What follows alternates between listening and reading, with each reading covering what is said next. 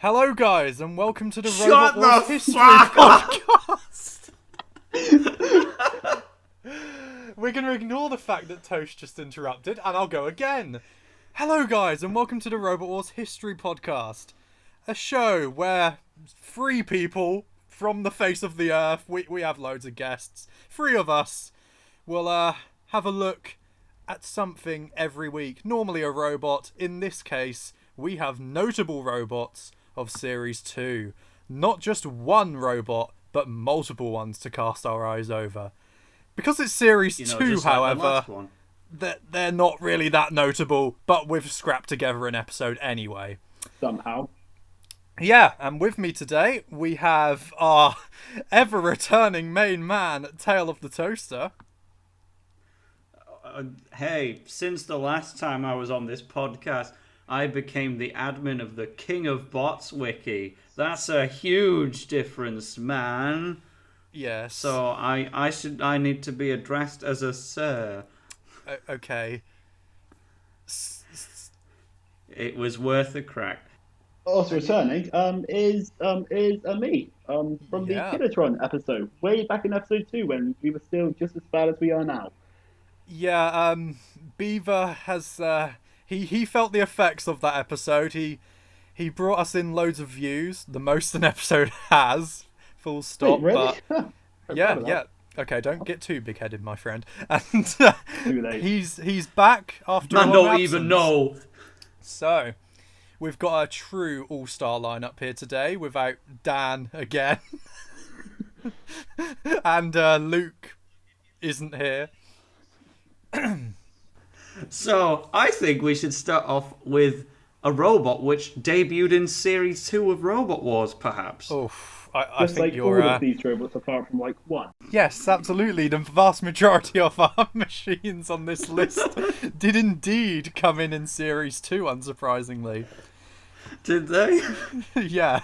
I can't believe that. Yeah, I know, right? It's for notable robots of Series 2, it's quite surprising, isn't it? I thought they started in Series 3.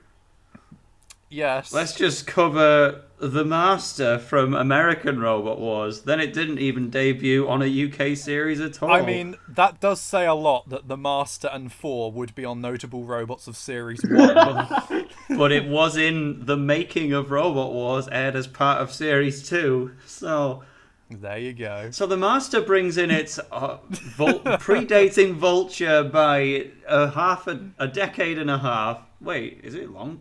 It's a lot 20 more years. than that. You know what? We're going to do the Series 2 robots instead. Yeah, let's do that. We haven't researched the Master. Okay. So, with this being Series 2, as I've already hinted at, our selection of robots wasn't particularly vast.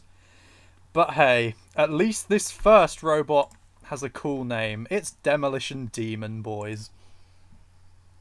What? Yeah, and it still was a cool name in its own right because it didn't get picked up on by the Demolition Man lads for another 4 years yet. It was completely original for its time. And then somebody tried to jump on that bandwagon. But he's a nice looking boy. He's got a kind of reverse... He's got his kind of symmetrical wedge shape. Reverse door blade. With... Always amazing. The only problem with this as a wedge was that it didn't touch the floor. So it relied less on its wedge shape to attack and more on its sharp, menacing static blade on the front of the robot and its grinding disc at the back. Welcome to Series 2, everyone. Yeah, pretty much. Whoa, you comparing this to the standards of Series 2, my friend. This disc had a power of 22 horsepower in that motor. That means literally what nothing. Horsepower has to do with a spinning blade, I'm not so sure. A blade can't push anything, but that's the statistic they went with on the show. And it maybe showered a spark once or twice. So I guess it was just amazing in that regard. Yeah, it says rather a lot, doesn't it, that we have a machine here which has two wedged sides and literally neither of them have any hope on being on the ground at all. Oh, That's the days of the gauntlet. They really wanted to get over those ramps without the getting good old stuck. days. those are Vietnam Because flashbacks. this was a heat where they were really in danger of losing in the gauntlet when faced with robots such as Napalm and Piece de Resistance. And also Caliban, which could have done so well. Which but... actually lost in the gauntlet. Oh yeah, and it could have done Incredibly. so well. I am still mad about that. I mean, Caliban has legit potential, but then we aren't actually talking about Caliban, so I'm not going to talk about it. I would have felt sorry for Caliban if they weren't the worst losers in the whole of Robot Wars when they came back with Daisy Cutter. That's fair enough. Maybe save that for another Series 3 podcast. Hint, hint. Yeah, I mean, I'm not sure Daisy Cutter itself will be getting a podcast, but we might squeeze it in If somewhere. we really think about it, if we really try, April we Fools, can make maybe? a podcast on anything. Yeah, even Onslaught. But hey. But we'll get to that later. But no, Demolition Demon in this list of notable robots because, as we know, it very, very controversially lost to Napalm in the Heat final. And how do we think Absolutely. this machine could have done if it had won Heat A? You see, because it's Gauntlet and Trial, you're not really basing its success on the quality of the robot as a fighter. Yeah, exactly. It's kind of impossible Napalm to fell actually in the judge it, trial against a really poor performance by Mortis that knocked it out, and also Behemoth. And we've compared on the podcast before just how stark the difference in points was between the Gauntlet in both semi-finals. GBH went out in the second episode's trial on a score that would have put it in second place in the same trial of the other episode. So in theory, We can't if really Demolition say, yeah. Demon can scrape past the 100 points that Mortis scored, and it did well enough in the Skittles in this episode, 20 barrels, to prove it's possible, I definitely could have seen Demolition Demon making the top 8. But they wouldn't get any further. Like, I think we could all agree on that. They would not get any further. Unless they put against Killertron, but then...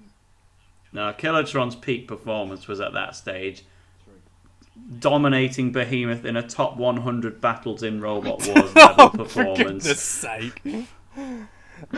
Every single podcast episode, this man has to have a dig somewhere at the ultimate countdown, doesn't he? Just has to I get feel it like in. it is toast, mate. He is gonna be doing that. Look, I achieved my goal. I'm in Yeah, exactly. I'm in Valhalla now. Exactly. Exterminator and Killer Carrot made it onto the podcast. I can officially retire. Onto the podcast. Saying it. Oh well, it has, hasn't it? Because I've just mentioned it. Oh, you can't cover that up like that.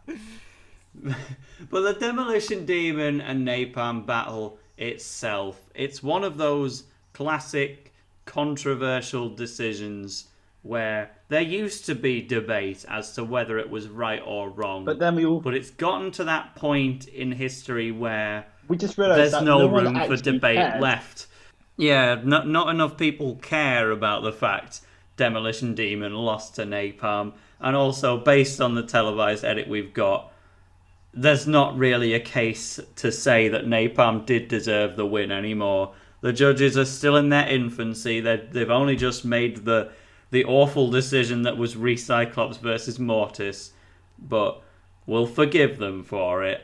They probably weren't right, but I'm, to be honest, happier that a constantly returning, recognisable robot like Napalm got to be a Heat winner over this One time, grey wedge apart from in the that Soccer in Series 3. couldn't but- even qualify for the following series, despite the fact it was robbed of a Heat win.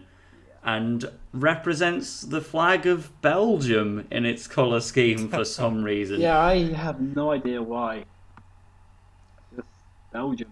Like Series 3 only, it had a new team member called Alan Rouse. Does that strike you as a Belgian name?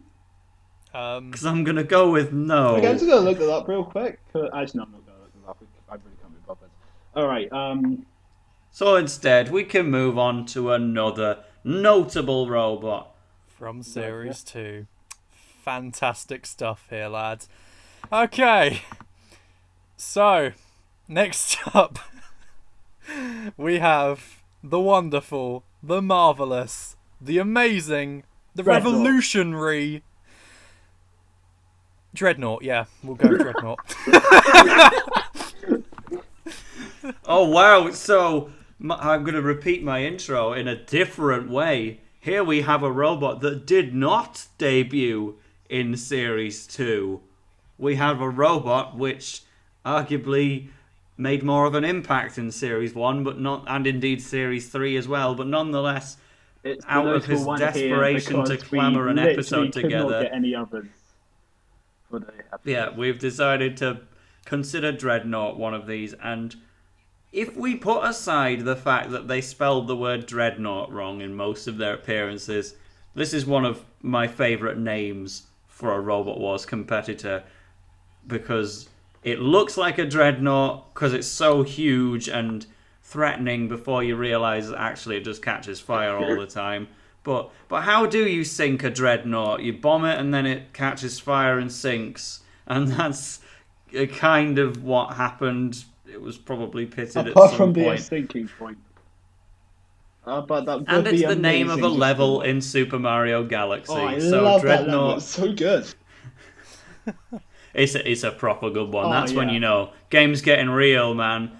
And when you see Dreadnought in your VHS of Robot Wars: The First Great War, yeah, the VHS is getting real now. We've got Roadblock in the semis, and now Dreadnought is here to catch fire 2 or 3 times and lose to a lightweight Wedgehog.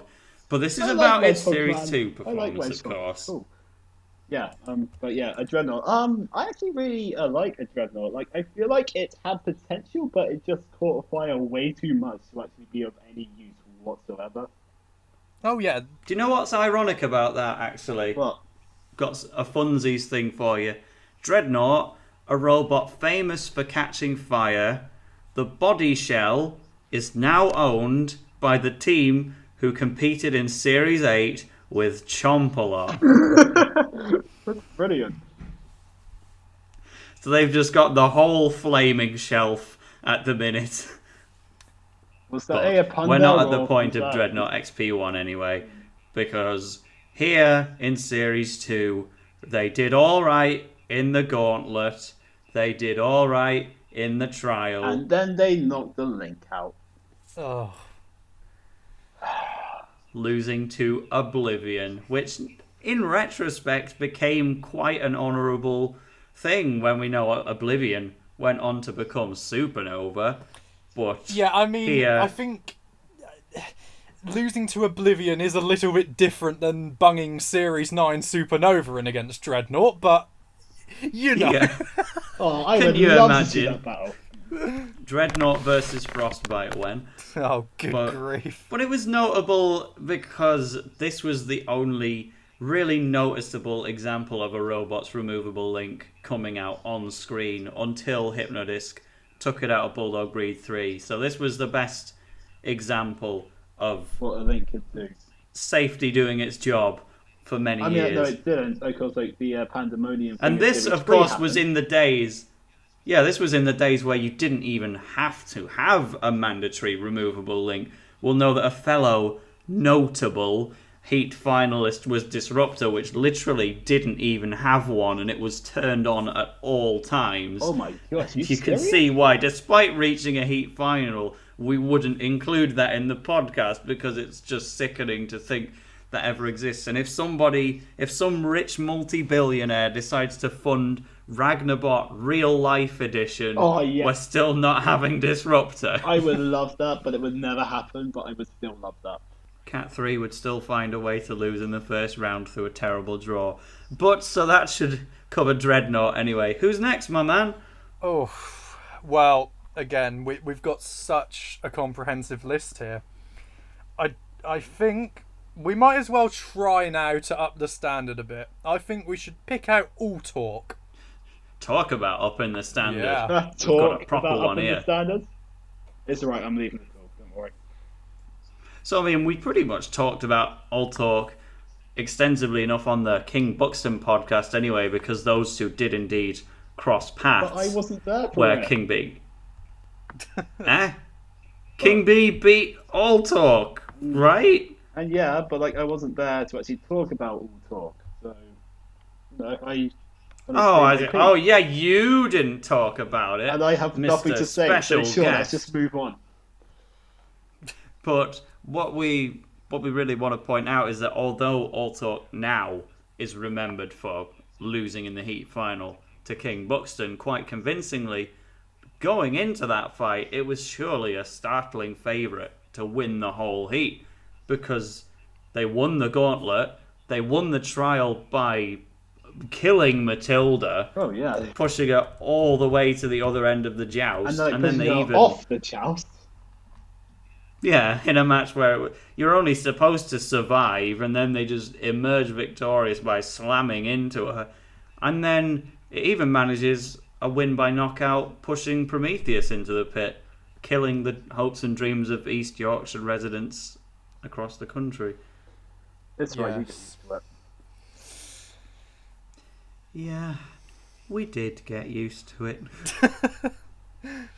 But yeah, I mean, King B disposing of it was a big moment because, again, a bit like, Demolition Demon, as we said, could have reached the top 8, but that was a rather average machine in its own right. All Talk, how far could this machine have gone?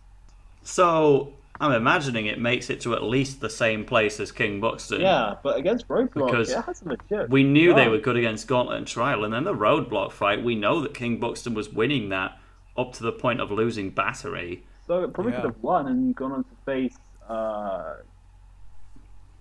Oh, of course it would have lost to Cassius. Yeah, Cassius yeah. is amazing, but a win against Roadblock, it's got a lot of ground clearance, which would make a problem. And we did obviously see King Buxton push them into the pit, which was Roadblock's main tactic. So I wouldn't take it for granted, but the spikes should be able to go through the Roadblock itself, and it's got the speed advantage. It's definitely plausible that they Yeah. could have been a grand finalist. Yeah, I know. And I probably could have Before taken the third. days, Like, before the days they go on to make Hippopotamus and Friends. let's not talk about that until we get to a Series 5 shunt bots. Oh, that's...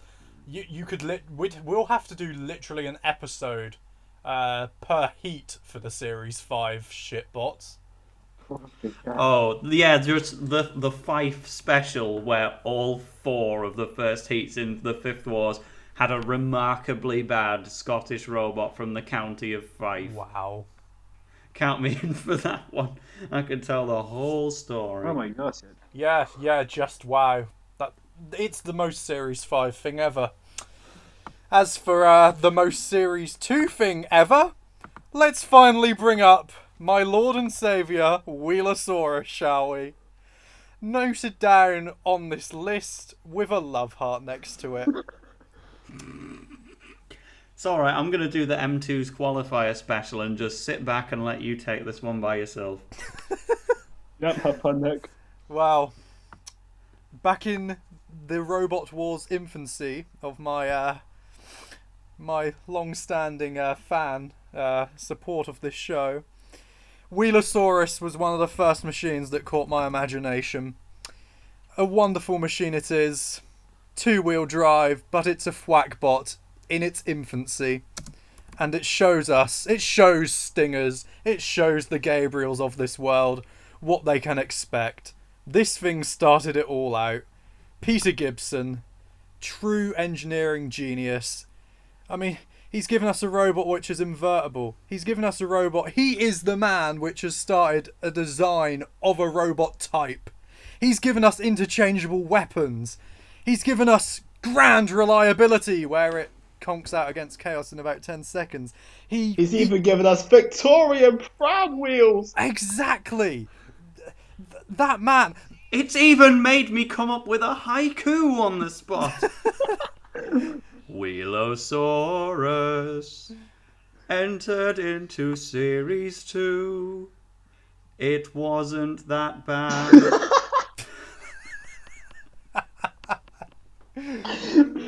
But no, I mean, when you take a look at... Unless it's against suicidal tendencies. Okay, that is just a low blow. Then it dies immediately. Nah. You can't drag Peter Gibson out like I bottled that, it. man. Leave my man alone. This man has... Victorian pram wheels. These are the equivalent of Gabriel's, but in the classic series. Like, imagine this thing against Hypnodisc. Those wheels would have tanked every hit. I swear. Yeah, man. Matilda put a chainsaw right through the wheel and it could still spin. Exactly. If that's not Gabriel, what else is? Exactly. And incredibly, Wheelosaurus is also so durable that it literally died after being tugged by a rope in the trial. But sometimes you got to look at the image of what Wheelosaurus looked like in the qualifiers for Series 2, the auditions, and it's going to look awful in the video because this image's native resolution, I'm going to check, this image's native resolution is 150 by 100, but you're looking at it anyway because I see the image. You think Gabriel's big, but the world's smallest image contains the hugest robot going. These pram wheels. Wow. Imagine what could have been. Or is it actually just the same robot, just without the wheelie bin, the bin lids and the spikes on it? Yep. You have to wonder. Pretty much. Because when you just see it on a runway as though it was an aeroplane, your mind does tricks. You see Wheelosaurus as the Boeing 47 jet plane. Okay, I'm just having a takes off into space with Nick Weston on its back. Oh, yeah. And then it breaks down in the middle of the fight. Oh. But it still survives the fall back to Earth because it's a friggin' Saurus. Yeah. Absolutely. With a bounce. But anyway, Wheelosaurus is extinct, so who's next? Next on our list is Inquisitor. Oh, yes, Yes. of course. The robot that beat a Razor, so it's clearly one of the best robots in Series 2. Oh, yeah, absolutely. I mean, like, Agrobot being one of the best machines in Series 3, so... Exactly. Yeah, I mean, a bit like And I guess Demolition then Pussycat- Demon. Oh, wait. A bit like Demolition Demon, we have a machine here that comes back in Series 3, not into the main competition, and has an awful colour scheme to boot. But in Series 2, it was a wonderful grey machine. Oh my gosh, that is horrible. It was a wonderful grey machine with the most ineffectively placed weapons of all time. Flails at the back that literally fell off if you poke them. And a bloody horizontal chainsaw. Dear God, lads, what happened here? I mean, I didn't like, mind what kind the of stealth horizontal bomber is this meant to chainsaw be? robot in King of Bots, because at least that was a full body chainsaw around the sides of the machine. That was clever. That was pretty cool. Inquisitor, it's well, there's a reason they drove backwards as their form of attack. Yes, indeed. But you know, if they drove head on into Razor, then they would have probably gotten killed. So that was the right thing to do. Inquisitor, a decent, like, it was pulling off upsets before it even beat Razor, because in the gauntlet it managed to outscore the reigning runner-up Body Hammer. So that's Which is something pretty at big, least. Yeah. I mean, like, I guess it's to see that biggest Heat of Death in the series so far. Yeah. I mean, like, you got the a runner-up, like the most feared robot in the competition, probably in terms of Razor. And when your combat record is win against Razor, loss against Behemoth, that's a pretty good roster, when you put it in the overall scale, it's only ever fought robots which have at least finished third place in Robot Wars, and it beat one of them. So, although it was arguably a fluke, it was also arguably not. And so, Inquisitor is in the history forever, and it even flipped Matilda in Series 3 in its battle, which it didn't even lose because it wasn't a battle, it was the pinball. Inquisitor never fails to leave an impact. Yep, there you go. But the thing I always remember about Inquisitor anyhow is the team, because they literally give up every single round, and I love these guys. They gave up halfway through the battle against Razor. I mean, it's funny because in years to come, the moment you do get grabbed by Razor, the fight is effectively over, as the likes of every machine found out. And the Inquisitor lads, with their incredible look into the future, that they knew it was over already, but because they gave up, they ended up winning. Why did other robots not do that? Just give up, and Razor then kills itself. One of the better robots on Series 2 again. We're up in the standard. Inquisitor's not bad, but it's obviously not great. This machine, on the other hand, was pretty impressive for its time. It's GBH. GBH is pretty good. Is this the best one in the whole list? Yeah, I'd say so. Yeah, I definitely say that. You know, we've kind of touched on it in 2 previous attempts already, mentioning how it was so unlucky to go out in the trial when if it was in the other episode, it would have been straight through to the combat rounds. But now we actually get to say that GBH had a bloody good lifting scoop for Series 2. Oh yeah, like when I saw it about an hour and a half ago, I was really impressed, because like that's pretty fast for Series 2, and you know, I can't think of many other robots in Series 2 that won both of their combat battles by knockout. Yeah, and by straight up flipping genuine them. knockout as well. Not the other machine shit the bed, but hey, I used my weapon to actually dispose of the opponent. And yeah, GBH certainly did that. Too bad its main image on the wiki of the Series 2 version of the machine is absolute potato quality, but hey, our main man... And you're looking at it right now. I guess I could just sort that out. I mean... later, because I gotta get the arena, boys. I mean, our main man, Toon Ganondorf, uploaded that picture, so it's his fault, as everything always is. Oh, go on. But we won't go there. Tell us the year. When was it uploaded? Oh, Jesus Christ. Let's have a quick look, shall we? What are we backing? I'm going to go for 2011. I'm going earlier than that, fam. I'm thinking, this is 2010 time. I'm thinking 2010 too, yeah. I'm going to be able to... Okay, here we go. File history. 2009. I was actually going to say 2009. I'm going to blame Toast. September the 24th, 2009. What a fateful day. So if ever anybody in the audience at home, or indeed in this actual podcast itself, was thinking, I would like to become a member of the wiki community, but I don't know how to come up with ideas for edits. Oh, hi. There you go. It's on a platter for you all. But no, I mean, unlike All Talk and unlike Demolition Demon, where we were contemplating how they would do if they reached the semi-finals, GBH, as we've said before, was there, and it got incredibly unlucky. Now, this is another machine where, had it made the actual battles, had a genuine chance against the opponents. Obviously, it was against still a high quality selection of robots, but GBH can hold its own with its weapon, as we just said. I mean, it would have replaced Hardbuck, right? So it would have been up against Cassius, which it wouldn't have won against.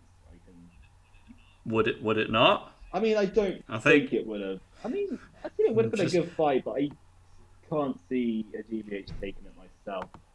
I think that would still be Cassius's fight to win. Well, I mean, of course, Nick was involved in the Cassius podcast where he firmly stated his belief in Cassius as a competent robot and had its back the whole way through. To this day, he still loves Cassius. He even opened the top 100 Robot Wars battles with it. So I'm sure he wouldn't have an opinion on GBH versus Cassius. But I think I give GBH a possibility. It's generally got the lower wedge on most occasions. Yeah, I guess it is possible, it's better but driven. I can't see. But it's definitely an if. Yeah, I mean, like, no, it's definitely a fighter for talking about. Yeah, and it's quite funny actually that Cassius is one of the robots in the robots that reached the battles of that semi-final, which it could potentially beat, whereas it probably wouldn't have a chance against Roadblock or even King Buxton. Cassius would be one of its genuine opportunities to get through to the grand final. But however, GBH also triggers me because on the team's website and indeed on the statistics board on the show, they thought it would be a good idea to put full stops in between all of the letters GBH. But if you were to look up grievous bodily harm on Wikipedia and look at that official acronym, you don't need those full stops, man. You just need the letters. It's GBH, that's all it is. And they learned their lesson with GBH too. They did away with those stupid full stops. It's GBH. But forever, this robot has been indicted as G.B.H. So we've got to move on from it, I'm afraid. we do. And on we move to Hardvark, another semi-finalist. Maybe a bit less impressive, though, than the one we just talked about. Yeah, like, when it's a robot that reached the top 8 of a series of Robot Wars and then failed to qualify for 2 future series, you know what kind of an impression that leaves. I mean, I could actually tell what its a weapon actually was when I was like watching the Hardvark footage. Yeah, it's clear enough in Series 3, but in Series 2... It's just a flap. Enlighten us, man. It's just a flap. Literally, it's just a flappy thing. That is its weapon. Yeah, literally. I mean, I guess it was supposed to have a circular saw, but it was just taken off because it pushed it over the weight limit. So I guess that's why it didn't actually have a weapon. To be honest, whenever I look at the front and I see those little notches under the front and then also the gap around the side of the front armour and then the panels at the back, I don't know why, and I don't know if it's just me, but Hardvark to me looked like it should have been a walker or a shuffler bot. Yeah, I can see that. Yeah. Just the fact that it especially has no weapon and needs to rely on brute force. It's still probably got irrational. to a half decent place in the contest, so. And yeah, to confirm, it was meant to have a cutting arm in Series 2, but even without, it was still 79.8 kilograms, so they definitely needed to do away with it. Yeah. Nonetheless, they made it through, but still never really impressed along the way. They did all right. They won the gauntlet in their heat. They came second in the sumo, but the robot that was being hyped up to win based on the edit and Jonathan Pierce and the sumo, etc., was probably Vercingetorix, which, when that's a heat favourite, what does that tell you about the heat overall? But terrible. They did it nonetheless. But Vercingetorix just did what became quite typical of its history, and it just had intermittent movement, while Hardvark didn't. And then they beat Havoc in the heat final just through the PPZ, as is typical of all Series 2 fights. And then, by the Series semis, they were already looking one of the weakest ones, the one without the weapon or a real visual identity. But then in the gauntlet, they come 5th out of 6 with 2.4 meters. So again, if we do the flip-flop and we'd swap the heats around like we do with GBH. If Mace was in this semi-final, then they would have gone through easy peasy Which I through would the have gauntlet. preferred, because like I like Mace a lot more than I like Hardvark. Yeah, absolutely. We would all think that. But instead, Hardvark just cheeses it through based on getting 2.4 meters. And then they go into the pinball as well and get 160 points, which, It's just again, enough to is beat it DB. would have put them in second in the other semi-final, but here they came 4th out of 5 and just narrowly grazed past GBH. Yeah. And they got their fight with Cassius, where they were, to be honest, kind of winning. And then the house Somehow. robots just set up the killer flip, and they got turned over, and that was it. Yeah, there's literally not anything else to say about Hardvark bar what happened on the surface. It sneaked through. Yeah, I mean, like, it was just incredibly rough. It sneaked through virtually every round without really doing that much itself. I mean, it wasn't a bad machine for Series 2.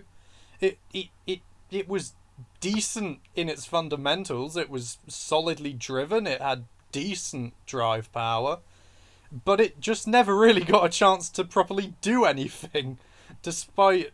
The fundamentals was all yeah, it was. I mean, it had to be, but no, it's very much one of the semi-finalists in the show's history where you think Why? this machine didn't do anything. Full stop. I mean, even Blade, you can say, hey, it pushed Spike around a bit.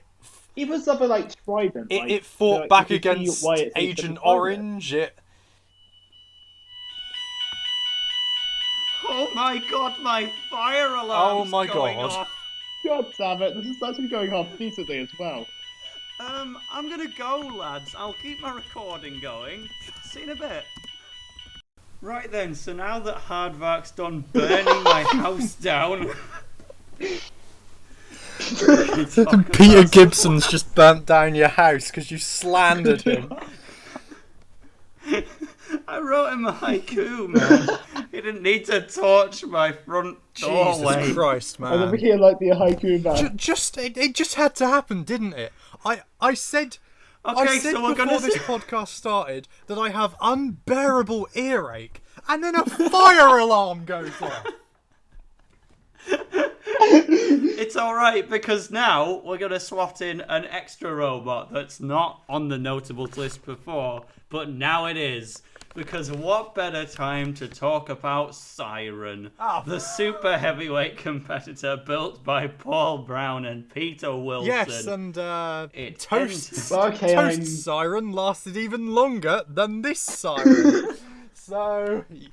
Yeah, I mean, it got a combat win over Thud and Rota Osh, but then lost to Berserk, Kick Robot, and Demon Duck within a montage. Yep. And that was all. And then they made a robot for Series 4, which looks like Bonk.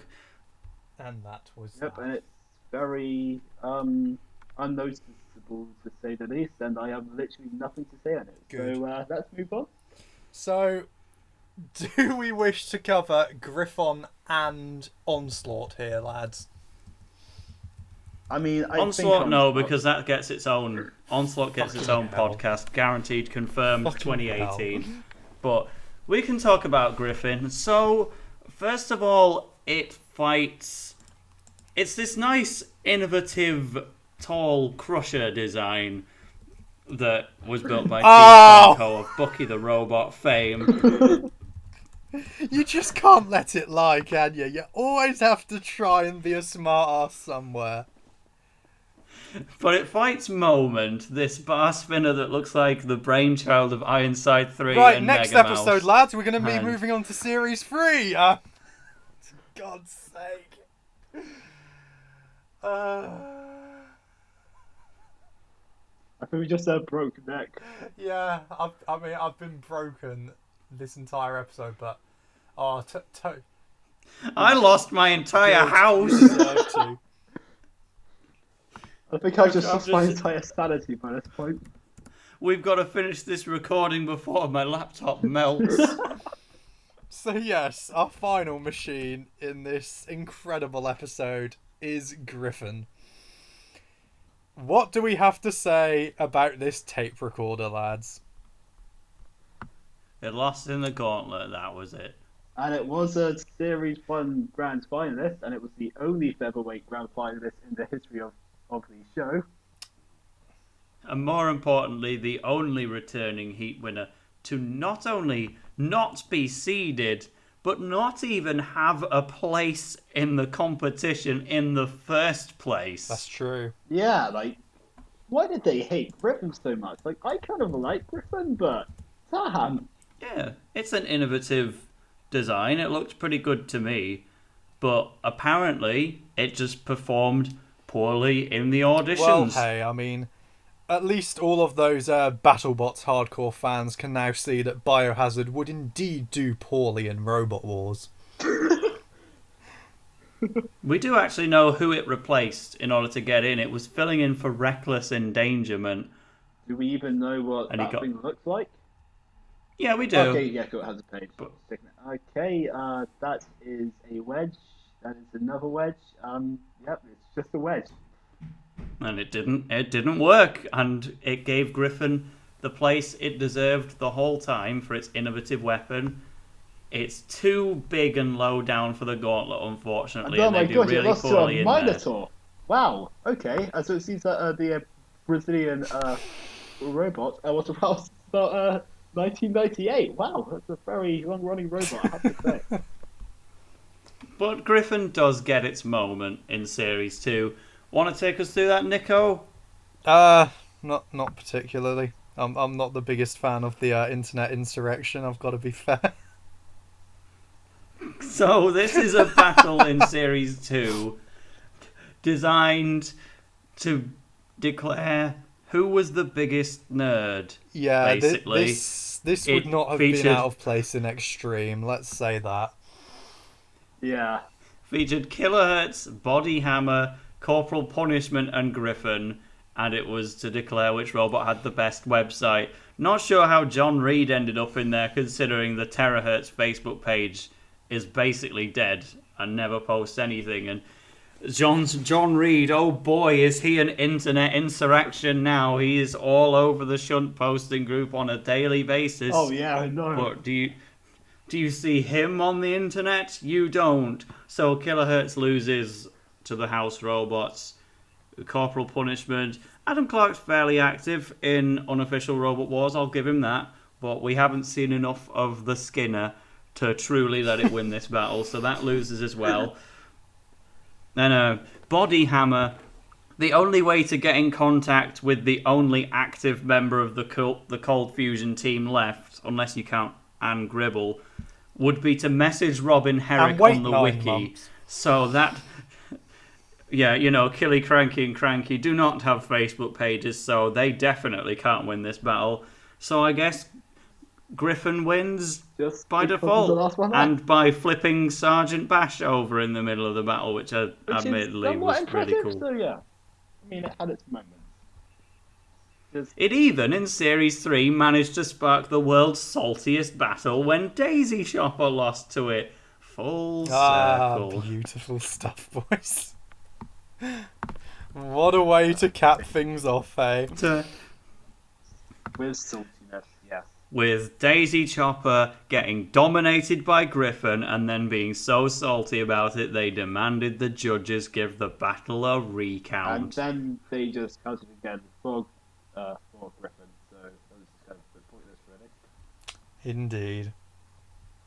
And I think with that, we can close things off for this episode. It was certainly a wild ride. It's been an explosive, fiery ride, shall we say? To say the You least. know, I started this podcast with all of my possessions, and now they're all gone, and when we hang up this call, I can finally cry about it. Poor Toast. He truly has been burnt toast here today. My possessions are definitely toast. Hey, Just say that. yes, good. You deserve it. But no, next. Jesus Christ! After a long ride of Series 2 robots, we will now be moving on to Series 3 in our next episode. And I believe... And I won't be seen until Steel Avenger. Oh, yeah, that's a... Oh, God, I forgot that that's a featured episode. But I believe we start off immediately with Chaos 2. So that's going to be fun. Anyway, I have been NJGW. Look! I've already burnt my house down! I don't need you taunting me about my unique descriptions of letters in the alphabet. So with NJG Woo, I have been Tail of the Toaster with the ever-fluctuating name of the Ginger Beaver. That is all, and that's the end! Yep. Finally, goodbye. So, concluding thoughts, Toast's house went up in flames, so did his blood pressure, and now we're burning down the episode. Goodbye. Goodbye.